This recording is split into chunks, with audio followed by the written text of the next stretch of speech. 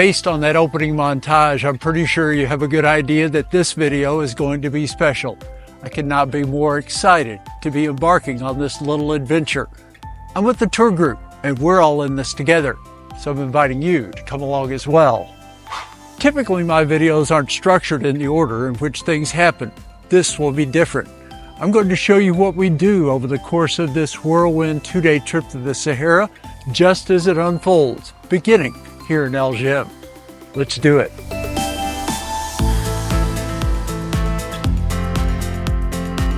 This tour began with a place that was very familiar to me.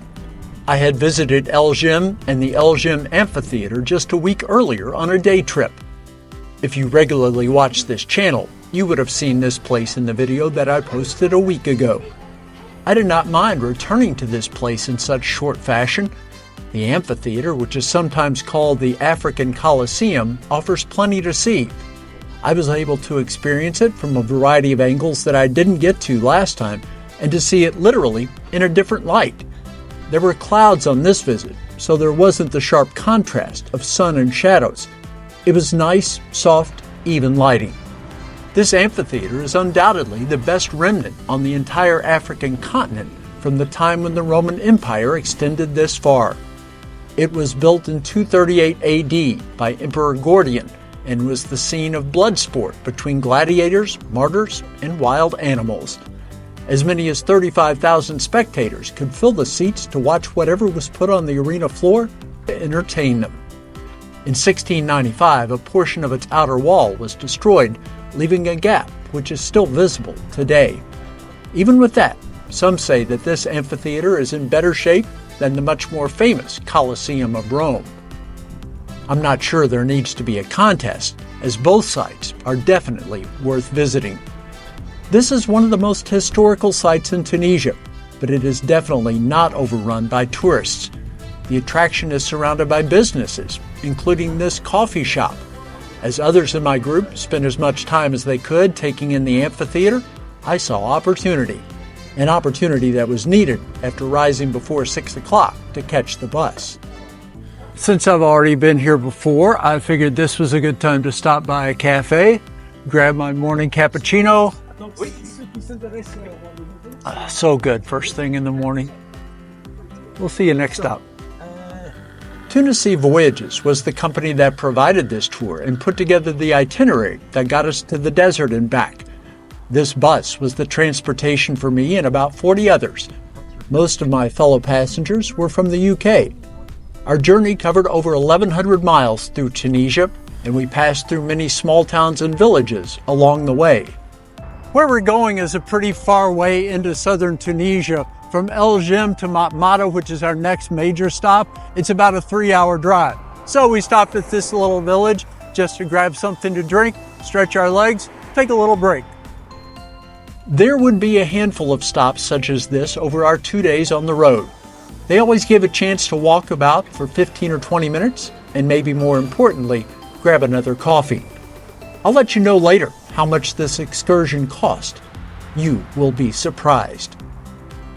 There were changes in the scenery as we went farther into our adventure. At times there were groves of olive trees. That soon changed to stands of palm trees. And eventually we hit areas where there were virtually no trees. That was the case as we made a quick stop in the middle of what was a pretty stark landscape. We are just outside the Berber village of Matmata. Going to go to lunch here in just a little bit. We're going to check out that village a little bit later. But look at this landscape. It looks like the surface of the moon. No wonder Star Wars was filmed around this location. Yes, much of the original Star Wars movie was filmed in the southern part of Tunisia. I'll have more on that as we go. Just look at this part of the world. It's totally barren and looks as if nothing could live here. I'm glad that I took this trip in January and not in the heat of the summer. The highest temperature ever in Africa was recorded in Tunisia not far from here in 1931. It reached 131 degrees. After a full morning and lots of kilometers, we stopped for lunch. Another part of the tour was that all of our meals were included except for what we wanted to drink. There was nothing special about lunch, but it was inside the restaurant at the Hotel Sidi Idris. I would have to say that what we saw was better than what we ate. You have to respect what's going on here. This is pretty cool. All of the Star Wars characters are depicted in here, and this place sort of has that Star Wars feel to it. The Star Wars Hotel, they've really made an industry out of this, and this is something that is now almost 50 years old. The original Star Wars movie was filmed primarily in Tunisia in 1976. It was released in the first half of 1977. It was one of those movies that had a lasting impact on the film industry. Some sequels and prequels were shot here as well.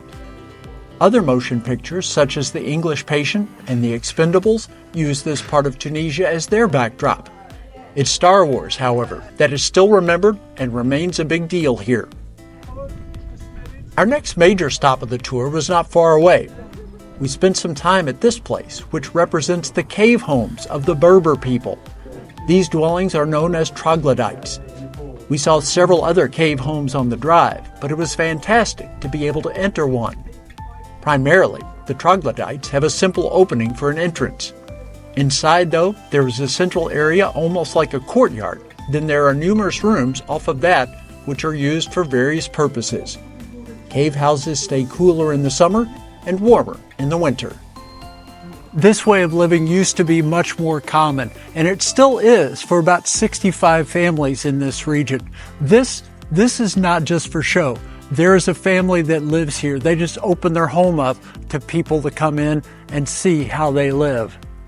In this location, it was possible to enter into any of the rooms. I went into one where a woman was warming some fresh bread. In another, a woman had pots going on the stove. It appears as though she was making soup or a stew. Other rooms were outfitted as sleeping quarters, and yet another appeared to be where the family gathered for meals. Our host offered bites of traditional foods. Our tour guide provided an explanation. This is olive oil, and this is the honey. An unexpected treat here. We've got some homemade bread and some honey, and this looks wonderful. Oh my gosh, that honey is so nice and sweet. Great texture too. This place is pretty amazing. It is almost impossible to imagine that this is still the way that some people live. They are following a tradition that has lasted for centuries. This site provided just a glimpse of that rich culture. I did not see it, but a fellow passenger said that one of the women in the home took out her cell phone at one point. Maybe we're not so different after all. Our next stop was the town of Sousse. Sousse is known as the gateway to the Sahara Desert in Tunisia. Our activity here certainly lived up to that billing. Most of those on the tour opted for the optional camel ride. This was a pretty amazing experience. You hop into the saddle and the camel rises up almost immediately. Suddenly, you are viewing the desert from 7 or 8 feet in the air. For us, it had been cloudy for much of the day, but in the final hour of daylight, the sun made its appearance. For all of us, it felt like we were part of a caravan making our way from one desert oasis to the next. In reality, we were much more like kids at a fair, jumping on the back of a pony and being led around in a circle by a handler. We probably rode over the sand for a kilometer or two. This is one of those things that you do when you go to the Sahara, and the sights were quite amazing. The camel ride was an extra $12 on top of what we paid for the tour. I would have to say it wasn't the most successful camel ride. I had a really skittish camel, and I put my camera away because the handler said, well, maybe that's bothering him. Didn't seem to affect him too much, but got here just as the sun was dropping below the horizon. It's been a great day, and this is the end of day one, so plenty more to come. My sunset, in terms of capturing some clips of it, consisted solely of a bright spot on the horizon. Not the image I wanted, but still not awful. To end the day, I checked into the Sun Palm Hotel, had a buffet meal, and went to bed. It was up early on day 2. There was a long ride to get to this spot, our first stop. We simply pulled off the road to check out the salt lake known as Shat El Jarid before we completed its crossing. This is the largest salt pan in the Sahara Desert, measuring around 7,000 square kilometers. It is dry in the summer, with water collecting at times in the winter. I didn't see any. On GPS maps, it appears as though you are traveling over this road through the middle of a blue lake. The bottom of this feature ranges from 30 to 80 feet below sea level. The next stop was only a few minutes farther. We pulled over once more to be witness to the sun rising in the east. I'm not certain why we didn't stay in the middle of the dry lake bed for this. Regardless, this is how and where I witnessed the dawn.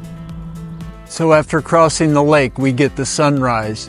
This is the benefit for getting up before 4:30 in the morning to get over here, get in position to see this. Absolutely amazing. If you want to see the desert, get off of the pavement and get in a 4x4. That's exactly what was up next. The tour participants split up and we charged out across the sand in 6 separate vehicles. The initial part of our excursion was over relatively flat ground. You know that the Sahara is vast, but you can start to get an idea pretty quickly as you zoom over the flat surface with the kilometers clicking by rapidly.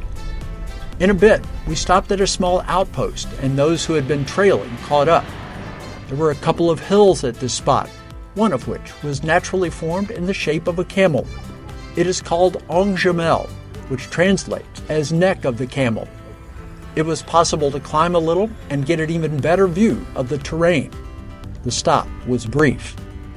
So, fun so far, but this is only the beginning. We are now going to go into the dunes, going up and down. At least that's what our guide says. So I think it's going to get even better than what we've seen so far. The guide was not lying. We got into the dunes and just had fun. It was up and down, tilting from side to side, just doing whatever the sand dunes would allow.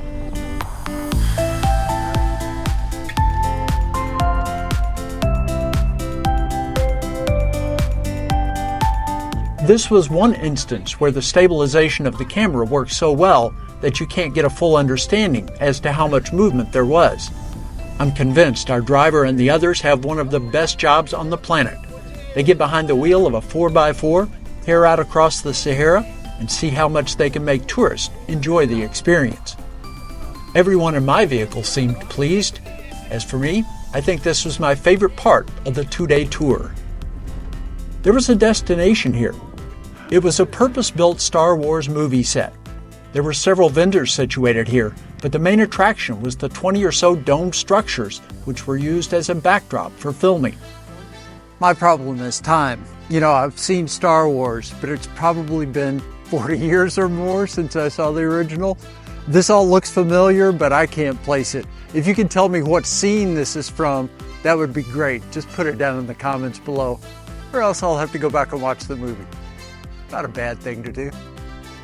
Okay, this shows that I'm not the biggest Star Wars fan in the world. Subsequent internet work gave a better idea of where I was and what I was seeing. This is the Mos Espa film set. It was used in Episode 1, The Phantom Menace, which was released in 1999, and Episode 2, Attack of the Clones, from 2002. The set is in much the same condition as when actors spent several months working here. It served as an intergalactic spaceport in the movies, with aliens from all corners walking the streets. Even for those of us who are not necessarily Star Wars fanatics, this was still pretty sweet. A great part about traveling to the film set was that we still had the 4x4 ride back to where we started. There was plenty more enjoyment on the return trip. This entire excursion lasted for about 2 hours. That excitement in the desert led to another leg of the bus ride and lunch in the western part of the country. So just something brief here. We stopped and had lunch, and now this beautiful property, just walking the grounds a little bit. The mountains that you see behind me, those are the Atlas Mountains. They run all the way from here to Morocco. Some of them are over 4,000 meters high. Not here in Tunisia, though. They top out about 1,000 meters here. It was a nice view of the mountains, and the grounds of the property looked quite special as well. It was great to spend a few minutes out in this space before getting back into the bus for the final long leg of our trip. The last stop was another familiar place and one that you might recognize from that previous video. This was Kairouan. We did not enter the Great Mosque this time, but instead went up to the top of a nearby building to get a special view of the city's major attraction. There was a chance, too, to see some of the rugs that are made in this part of the world. The merchant showed many of them to the group, spoke about how long they took to create and what went into making them. This is super limestone of Tunisia. It's hard to even think about a purchase such as this when you travel light. And that's it, my tour with Tunisia Voyages. I promised to tell you the cost. For all that travel, 4 meals, entry fees to all attractions, and the 4x4 excursion, the total was $136 per person. How is that for value? That was quite a journey. We packed a lot into 2 days and saw quite a bit of Tunisia. Starting in the northeast, we traveled to the desert in the south, then over near the western border with Algeria, and then finally back again to the northeast. It was just about the perfect way to end my stay in this country. I've enjoyed Tunisia, but in a couple of days, I'll head back to the States for a bit. After that, it's off to Mexico and then into South America. Join me for everything that's ahead here on Old, Alone, and Far From Home.